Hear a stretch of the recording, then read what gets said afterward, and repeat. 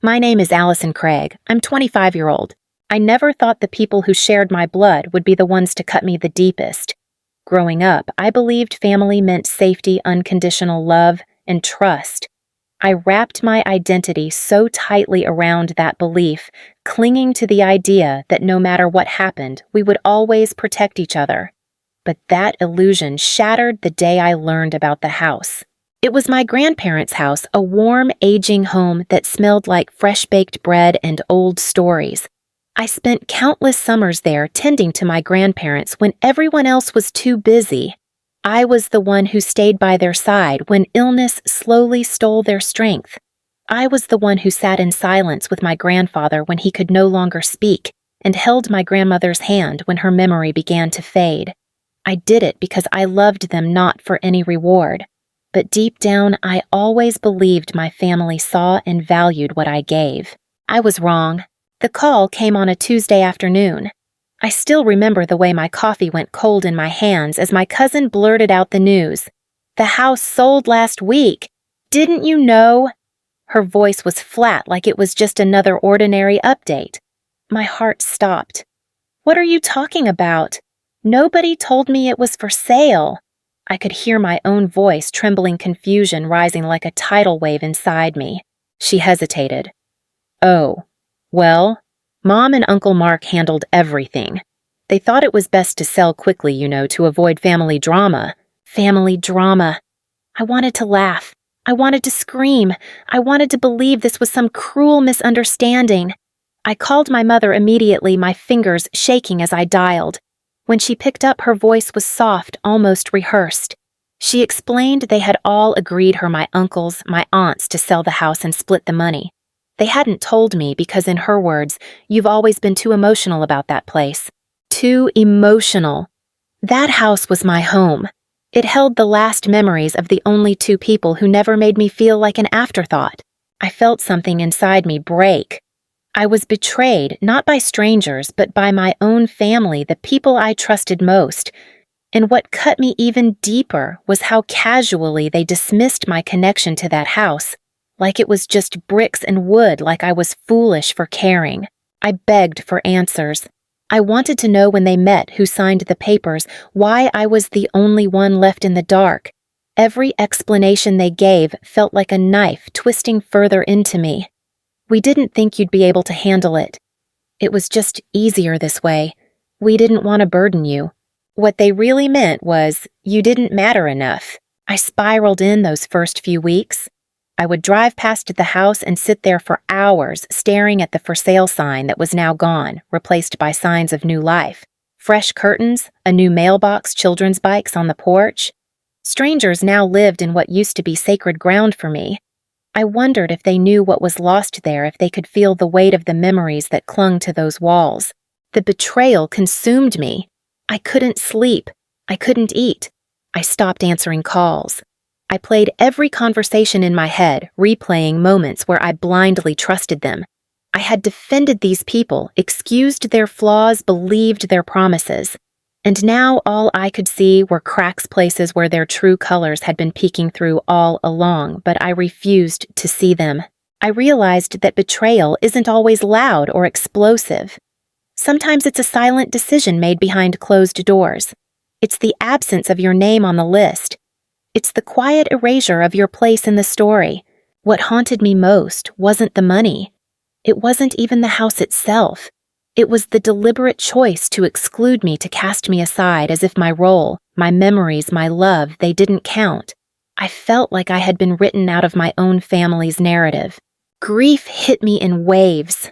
There were days when I wanted to confront them all, to scream at them until my throat burned. Other days I just wanted to disappear. The Allison who once believed in the unbreakable bond of family was gone, buried under the weight of this betrayal. I wish I could say I found peace quickly, but that would be a lie. For a long time, I sat with the pain. I let it unravel me. I let it hurt, because pretending I was fine would have been another betrayal, this time to myself. This was the beginning of a long journey, a journey where I would have to rebuild myself from the ground up without the safety net I thought I always had. I didn't know then how I would heal or who I would become on the other side.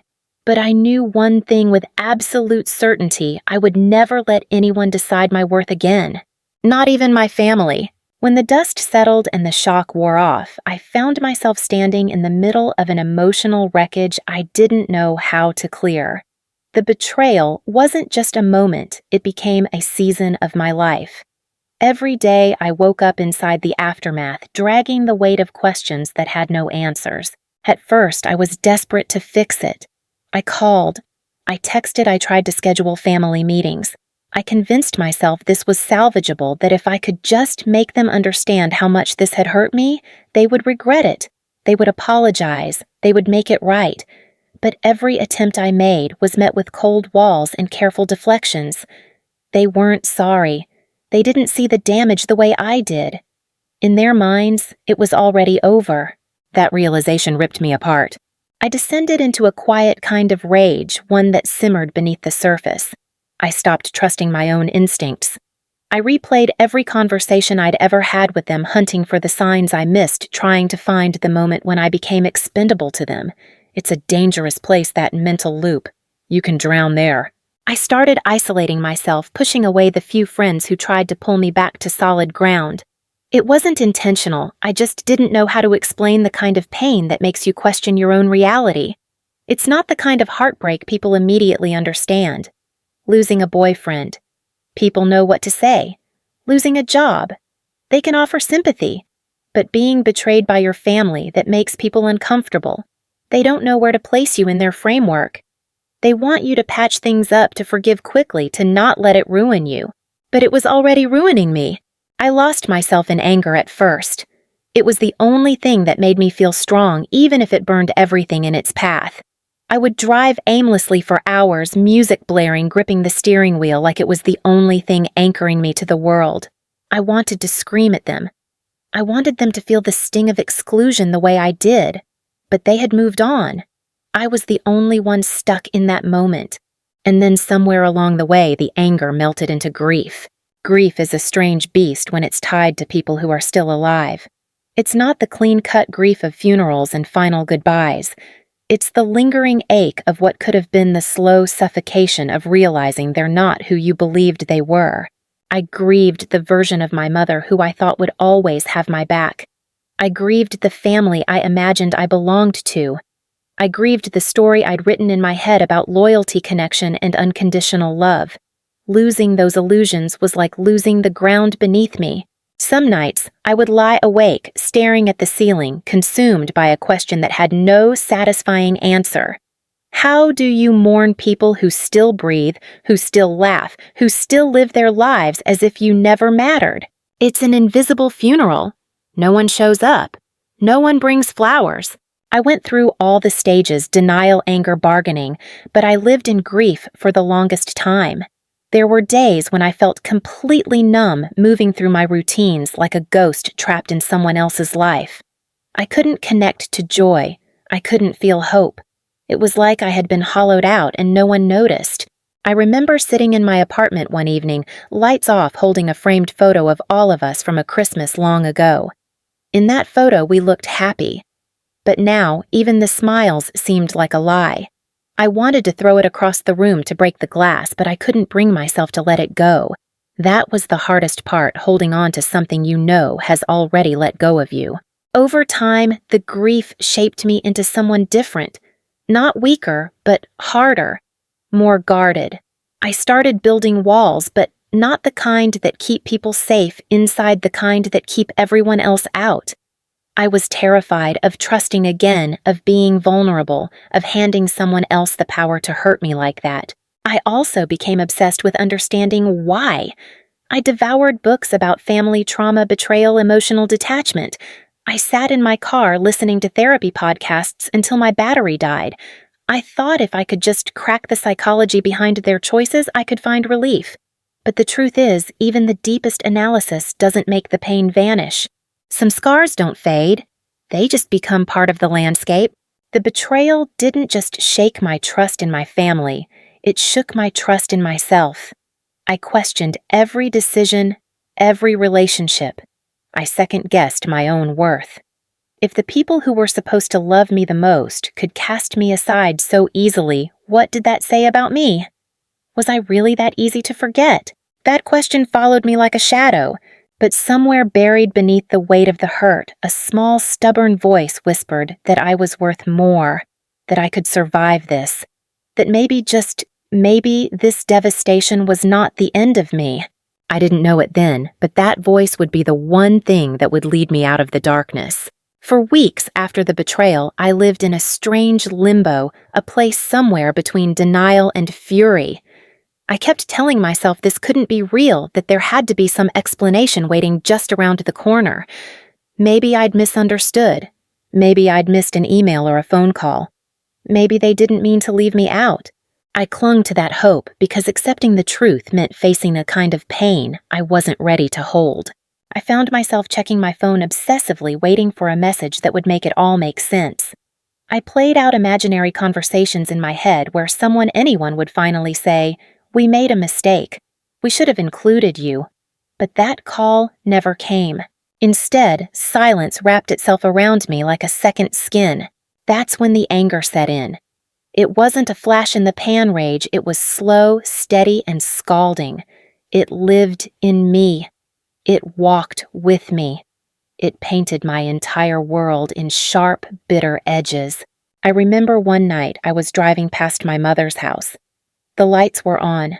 I could see shadows moving inside, could almost hear the faint echo of laughter drifting out of the open window. They were living, celebrating, moving forward as if I didn't exist. As if cutting me out was nothing more than a minor inconvenience they no longer had to think about. I gripped the steering wheel so tightly my knuckles turned white, tears blurring my vision. I wanted to storm and demand answers, make them feel the weight of what they'd done. But I didn't. Instead, I drove past in silence, swallowing words I didn't know how to say out loud. Anger gave me the illusion of control. It kept me standing when everything else in me wanted to collapse. But eventually, even anger burns itself out. And when it did, all I was left with was grief, a deep, hollow ache that settled into my bones. Grief is brutal in its quietness. It doesn't scream. It just lingers. It follows you to the grocery store, sits with you at traffic lights, sneaks into your dreams. There was a morning I woke up and realized I hadn't spoken to anyone in days. I had built walls so high that even the people who genuinely cared about me couldn't get through. I told myself I was protecting my heart, but what I was really doing was building a cage. I grieved not just the loss of the house or the exclusion from that decision. I grieved the death of the family I thought I had. The family that I thought would always choose me, always fight for me. I had lost that version of them forever. The most painful part, they hadn't lost anything. They were still intact. I was the one left with empty hands and unanswered questions. I went through months where I couldn't trust anyone. I questioned every relationship, doubted every gesture of kindness. I became suspicious of people's intentions, always waiting for the next betrayal to crash down on me. I lived in emotional self-defense mode, pushing people away before they had the chance to hurt me. It was exhausting, but it also felt necessary. Somewhere in that haze of grief, I realized I had a choice. I could either let this betrayal define me, let it be the thing that broke me permanently, or I could start learning how to live with the scar. So I started small. I let a friend back in. I answered a call. I accepted an invitation to coffee even though the thought of small talk made me want to disappear. I gave people the tiniest openings even though every part of me screamed to stay locked inside. And little by little I began to rebuild, not all at once, not without setbacks. There were still days when the grief clutched at me so tightly I could barely breathe. There were nights when I wondered if I would ever feel safe again, when the memory of what they did still burned like fresh fire. But I kept going. I realized resilience isn't loud or glamorous. It's not some grand moment where you suddenly declare you've moved on. No, resilience is choosing over and over again to keep showing up for your own life even when your heart is still tender, even when you're still carrying the weight of what happened. Resilience is in the quiet victories. It's in making your own coffee in the morning, getting out of bed when you don't want to, offering trust in teaspoons instead of pouring it recklessly. It's learning how to protect yourself without hardening into someone you don't recognize. I didn't wake up one day magically healed. Healing came in waves. Some days the tide pulled me back into sadness, into anger, into that lingering what if, but with each wave I learned how to stand a little steadier. I am not the same person I was before they sold that house without me. I'm not the same Allison who believed that blood would always mean loyalty. But I am still standing. I am still here. And I've started to believe that maybe, just maybe, that's enough. There comes a point after betrayal when you realize no one is coming to save you. For a long time, I kept waiting for an apology, waiting for someone to admit they were wrong, waiting for the kind of closure I thought I needed to start healing. But that apology never came. And one day, I just got tired of standing at the door expecting someone to knock. The silence became my answer. I remember sitting alone in my apartment one rainy evening, staring at my reflection in the dark window. I didn't recognize the woman looking back at me. She was hollow, exhausted, and brittle in places where she used to be soft. The betrayal hadn't just taken a piece of my past, it had swallowed my present. I was living like a shell stuck in replay, bound to people who no longer cared enough to look back. That was the night I realized I couldn't stay there. I couldn't keep living in the ruins. I had to move, even if it hurt, even if I had to drag myself through the process. So I started dismantling the story I'd told myself for years, that my worth was tied to their approval, that my place in the family defined me. It was a brutal kind of unlearning. I had built so much of my identity around being the daughter, the niece, the dependable one. Without those roles, I didn't know who I was. But maybe that was the opportunity I'd been running from all along.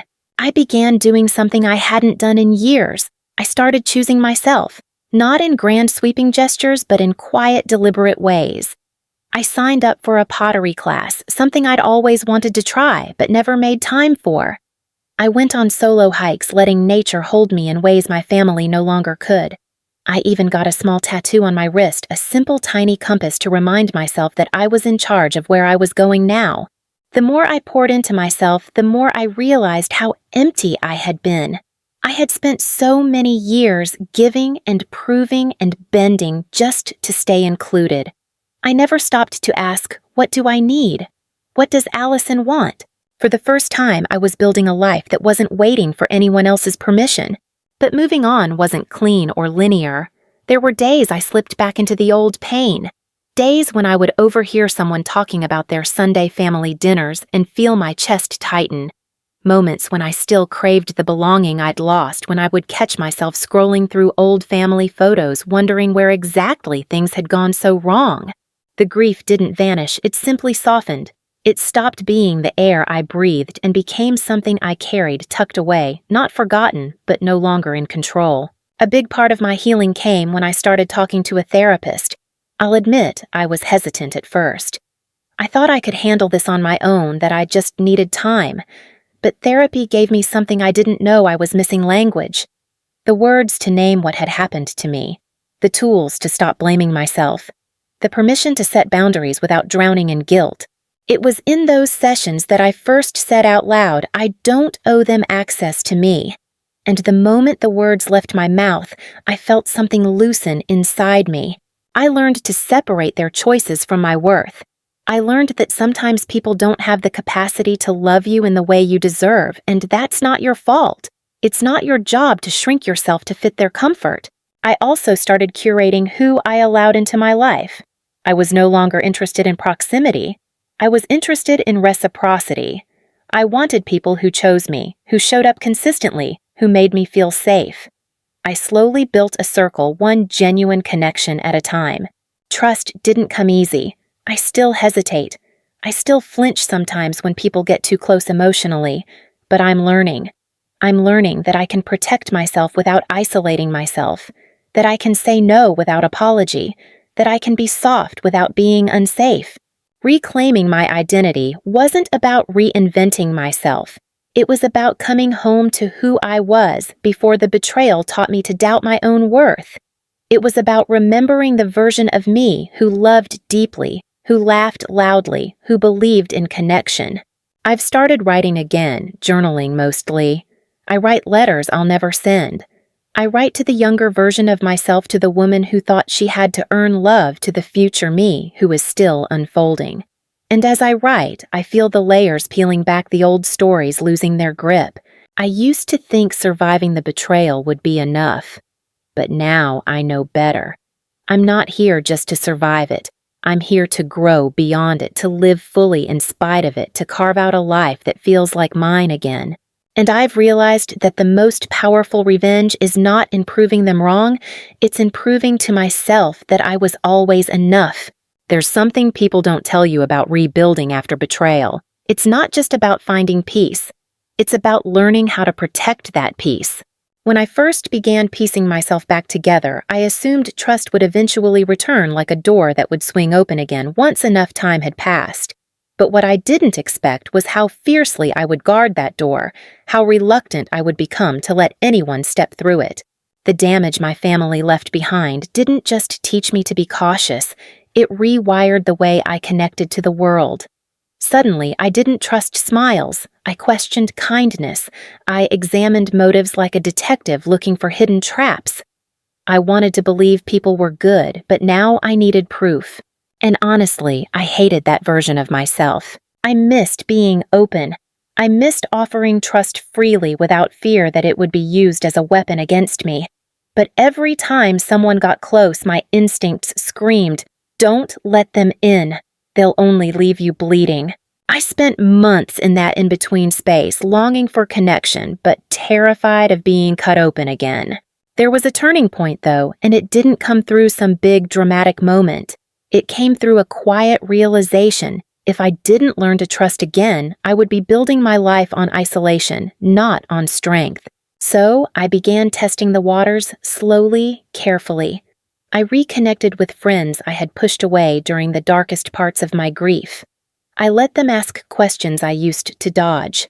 I practiced telling the truth, not the polished version, but the messy, honest version about how much I'd been hurt and how afraid I was to start over. I found that the people who truly cared didn't rush me. They didn't demand that I trust them right away. They let me go at my own pace, and for the first time I realized trust doesn't have to be all or nothing. It can be built step by step, layer by layer. But even as I opened myself to new connections, I knew I needed to draw new boundaries, stronger, clearer ones. Boundaries had always been blurry for me. I was raised to believe that family gets unlimited access, no questions asked. I thought saying no was selfish, that keeping people at a distance meant I didn't love them enough. But now I understood that boundaries aren't walls, they're doors with locks that I control. The first time I enforced a real boundary with my family, I felt like I was holding my breath underwater. My mother called me out of the blue months after the sale of my grandparents' house, pretending as if nothing had happened. She asked me to come to a family gathering. There was a time I would have said yes without hesitation, just to keep the peace. But this time I paused. I felt the weight of all the silence, all the avoidance, all the unspoken damage still sitting between us. So I said no, not out of spite, not out of bitterness, but because I had to choose myself. The phone line went quiet. I could feel her discomfort, her surprise, maybe even her guilt. But I didn't backtrack. I didn't rush to soften the blow. I let the silence hang there because it finally belonged to me. That moment marked a shift in me. I realized I didn't need to justify my boundaries. I didn't need to write long explanations or offer emotional discounts to people who had shown me they didn't value my voice. I kept practicing. I stopped answering calls that drained me. I learned how to say I'm not available for this conversation right now. I stopped walking on eggshells. I stopped bending to fit into the version of family they were comfortable with. And the more I honored my boundaries, the more I attracted people who respected them. New friendships began to blossom, relationships built on mutual respect, not obligation. People who didn't flinch when I needed space. People who celebrated my growth instead of clinging to who I used to be. For the first time, I started to feel what real safety looked like. But I won't lie, there were moments of guilt. Guilt for saying no. Guilt for stepping back. Guilt for redefining what family means to me. I had to remind myself over and over that guilt is not the same as wrongdoing. Sometimes guilt is just the echo of old programming trying to pull you back into unhealthy patterns. Setting boundaries didn't erase the pain, but it gave me something I hadn't felt in a long time: agency, control over who had access to me, authority over what I allowed into my life. Rebuilding trust both in others and in myself wasn't about pretending betrayal never happened. It was about learning how to live with the memory of it without letting it dictate every step I took. I no longer crave an apology that may never come. I no longer chase after people who proved they could discard me. I no longer shrink myself to keep peace with those who would never offer me the same courtesy. Instead, I stand taller now. I guard my heart with wisdom, not with fear. And slowly, I am learning that the trust I rebuild when chosen carefully is stronger, deeper, and far more beautiful than the blind trust I once gave away for free. For a long time, I believed I had to carry it all alone. It wasn't that I didn't have people around me, I did. Friends who checked in, coworkers who offered kind words, even distant relatives who tried to close the gap. But when you've been betrayed by the people who were supposed to love you the most, it changes how you see the world. It makes you suspicious of open hands. It makes you wary of kindness that feels too easy. So I built this quiet fortress around myself. I called it healing, but really, I was just hiding. I told myself I didn't need anyone. I thought if I stayed self-sufficient, I would be safe from ever feeling that kind of betrayal again. But the truth is, isolation has a way of turning into its own kind of prison. The walls I built to keep the pain out eventually kept the good out too. I didn't realize how deep I'd sunk until one night, sitting alone in my apartment, I caught my own reflection in the black screen of my TV. I looked exhausted, not just physically, but emotionally depleted. I'd spent so much time trying to be okay that I had forgotten how to actually be okay. I don't know what made me pick up the phone that night. Maybe it was desperation. Maybe it was something small inside me finally giving up on the idea that I could outgrow this pain by myself. I searched for therapists near me and booked an appointment. Just like that. No overthinking, no excuses. For the first time, I chose help. Walking into that therapy office was like stepping onto foreign soil. I was terrified. Part of me expected to be judged, to be told I was overreacting, to hear that what happened wasn't big enough to justify the weight I'd been carrying. But that's not what I found. What I found was someone who looked me in the eye and said, "You didn't deserve that." Someone who gave language to things I had buried under layers of silence. Someone who taught me that betrayal, even from family, is a legitimate trauma and it's not something you just snap out of. Session by session, I unraveled the tightly coiled grief I'd been gripping for so long. I admitted things I'd never said out loud, that I felt disposable, that I didn't trust my own judgment anymore, that I secretly hated myself for not seeing it coming. It was messy. Some days I left that office feeling lighter. Other days I walked out feeling like the wound had just been ripped open again. But the difference was now I wasn't bleeding alone. Therapy wasn't the only thing that helped me heal, though. Around the same time, I stumbled upon a local support group for people dealing with family estrangement. I almost didn't go. The idea of sitting in a circle with strangers swapping stories about fractured families sounded unbearable. But I went anyway, and that night changed everything.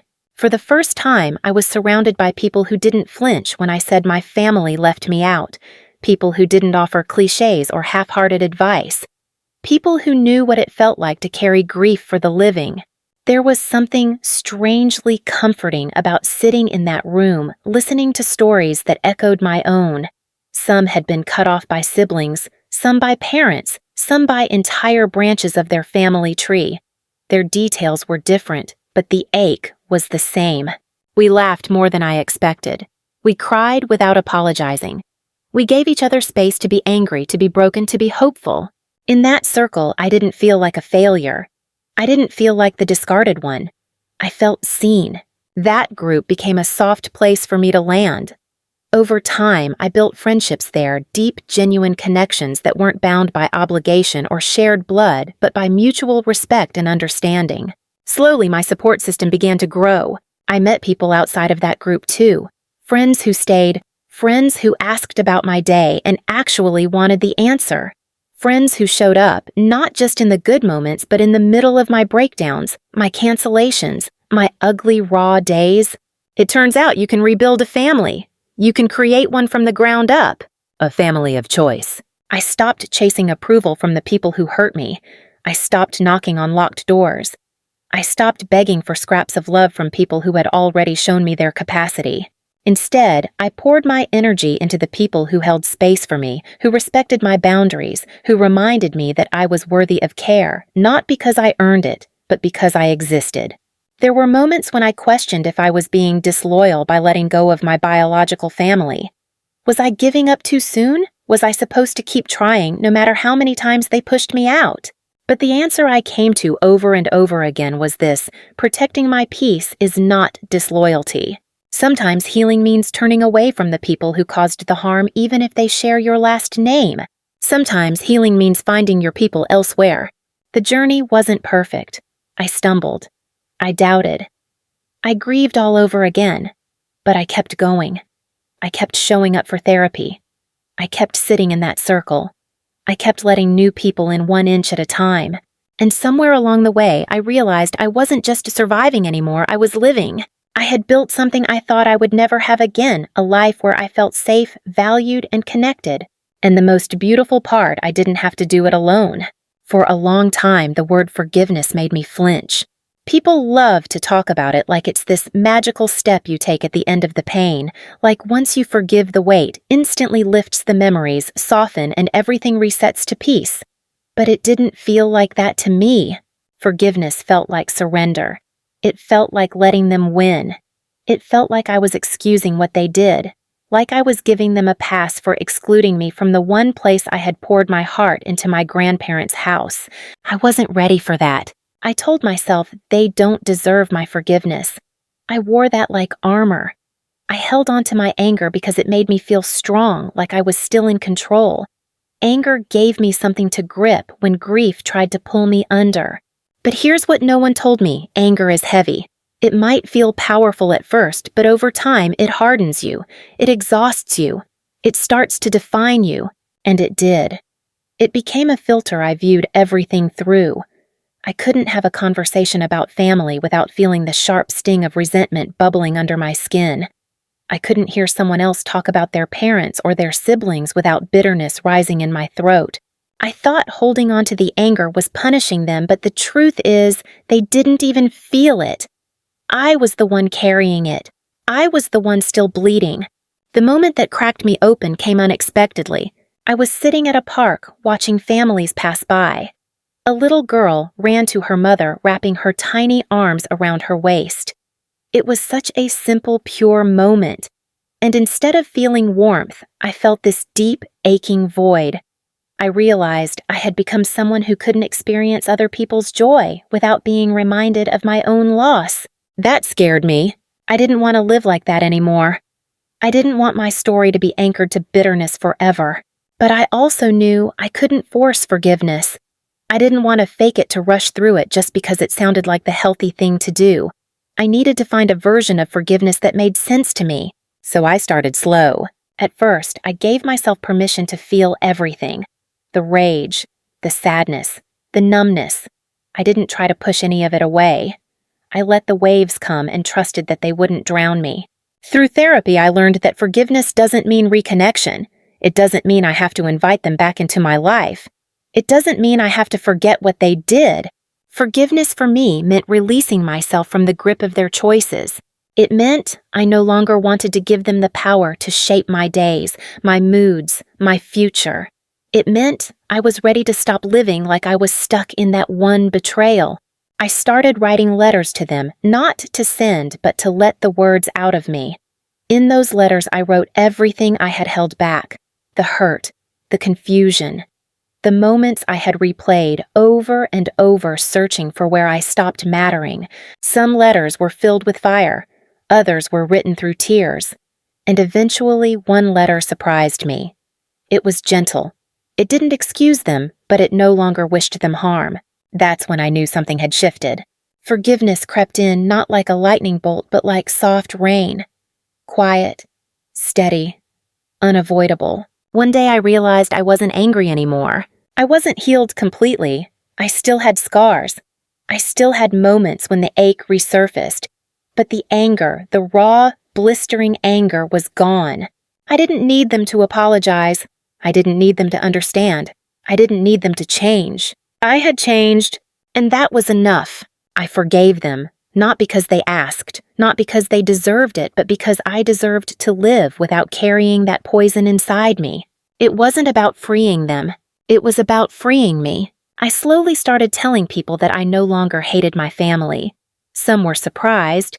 Some thought I'd caved. But I hadn't caved. I had climbed out. Forgiveness didn't make me weak. It made me light. It allowed me to step fully into the life I was building, the life I chose, the people I chose, the version of myself I was finally proud of. It gave me the space to laugh without guilt, to love without fear, to dream without looking over my shoulder. It taught me that I could hold both things at once, the memory of what they did and the freedom to live beyond it.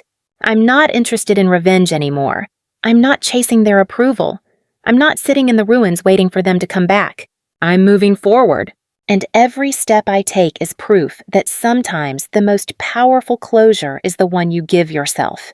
There's something profoundly quiet about rebuilding your life. No big announcements, no flashing lights, just a series of small, almost invisible choices that slowly pull you out of the wreckage and into something new. After everything I thought moving forward would feel like starting over, like wiping the slate clean and becoming someone else. But that's not what happened. Moving forward didn't mean erasing what came before, it meant learning how to carry it differently. I realized I would never get to go back to the version of myself who believed family was untouchable. That part of me is gone, and maybe that's okay. Maybe growing up in its most painful form is realizing some chapters don't get rewritten. They just end. But the beauty is we still get to write the next one. When I finally let go of the weight of waiting for an apology, for understanding, for some magical repair, I found myself standing in this strange, open space. For the first time in years, the next step was mine to decide. Not my family's, not anyone else's. Mine. I didn't know what I wanted at first. I only knew I didn't want to live the rest of my life as a cautionary tale. I didn't want to be defined by who left me out or who walked away. I wanted to build something that felt like mine, something that wasn't rooted in the cracks of betrayal. So I started asking myself questions I'd been too afraid to face. What makes me feel alive? What do I want outside of trying to belong to people who never made space for me? I didn't have grand sweeping answers. What I had were small sparks. I wanted to travel to places I'd only seen in pictures. I wanted to take cooking classes, even though I'd always told myself I wasn't good in the kitchen. I wanted to adopt a dog, something I'd put off for years because I was always too busy trying to earn everyone else's approval. So I did those things. I booked flights. I tried recipes and burned half of them. I brought home a scrappy little rescue dog with mismatched ears who in his own way became my family. And as I filled my life with these tiny, joyful choices, something in me softened. The days no longer revolved around replaying what I'd lost. I wasn't stuck anymore. I was moving, not always quickly, not always confidently, but I was moving. I learned to trust my own voice again, to listen to what I needed instead of what I thought would keep people around. I realized I didn't have to build my life around other people's expectations, especially not the ones who showed me I wasn't a priority. Part of moving forward was also about choosing what kind of relationships I wanted to invest in. I stopped pouring energy into one-sided connections. I stopped showing up for people who disappeared when I needed them most. I started surrounding myself with those who showed consistency, who offered kindness without keeping score. And most importantly, I began to love the idea of building a future where I was at the center of my own life story, not as someone's daughter, not as someone's placeholder, but as myself. There's this idea that when you go through something painful, you come out the other side as this perfectly healed, shining version of yourself. I used to chase that image, but now I understand healing doesn't have a finish line. It's not a before and after story. Some days I still feel the sting. Some days I still wonder why it had to happen the way it did. But the difference is I don't live there anymore. I visit, I acknowledge, and then I come back to the life I've built. One where peace isn't about forgetting, it's about choosing to focus on what's still possible. I've learned to celebrate the quiet victories, waking up and feeling excited about the day ahead, laughing without that dull ache sitting in my chest, making plans for the future that aren't laced with fear of being left out. I've also made room for dreams I'd put on hold. I went back to school to study something I'd always loved but never prioritized. I took risks in my career. I started saving for a home not to replace the one I lost, but to create one that's fully mine. Little by little, I've stitched together a life that feels whole again. Not because the hurt vanished, not because the people who betrayed me came back to make it right, but because I chose to stop waiting for them to fix what they broke. I fixed it myself. There's power in that, quiet, steady power. I used to think my story ended with betrayal, but now I know it's only where the story changed direction. It's the plot twist I didn't see coming, the chapter I didn't ask for, but the one that forced me to grow. And maybe that's the point. Maybe the real victory isn't getting back what you lost. Maybe it's building something beautiful in the space they left behind. If there's one thing this journey has taught me, it's that healing from betrayal isn't about erasing what happened. It's about learning how to carry the memory without letting it break you. For a long time, I believed my worth was tied to how much I could endure, how much I could forgive, how tightly I could hold on to people, even the ones who hurt me. But life has shown me something different. It's shown me that sometimes the most loving thing you can do for yourself is to let go. One of the biggest lessons I've learned is this: you are allowed to walk away from people who do not protect your heart, even if they're family. I grew up thinking that blood always comes first, that family is unconditional, that no matter what happens, you have to stay. But that belief kept me trapped in cycles of silence and self-betrayal. What I now understand is that family isn't just who you're born to, it's who shows up for you. It's who respects your boundaries, honors your feelings, and chooses you consistently. It's okay to redefine what family means. It's okay to build one from scratch if you need to. Another thing I've realized is that forgiveness is not for them, it's for you. I used to think forgiveness meant I was saying their actions were acceptable, but I've come to see that forgiveness is about releasing the grip the past has on your life. It's about choosing freedom over bitterness. It's about making space for joy again. I also learned the value of setting boundaries without apology. You don't owe unlimited access to people just because of shared history. It's not cruel to protect your peace. It's essential. I had to stop living for other people's comfort and start living in alignment with what I needed to feel safe, valued, and whole. If I could offer one piece of advice to anyone walking a similar path, it would be this: don't wait for the people who hurt you to come back and fix it. They might not. And even if they do, you're still responsible for building a life you love. You can choose you. You can start again. And sometimes the life you build after the breaking is more honest, more beautiful, and more yours than anything you left behind.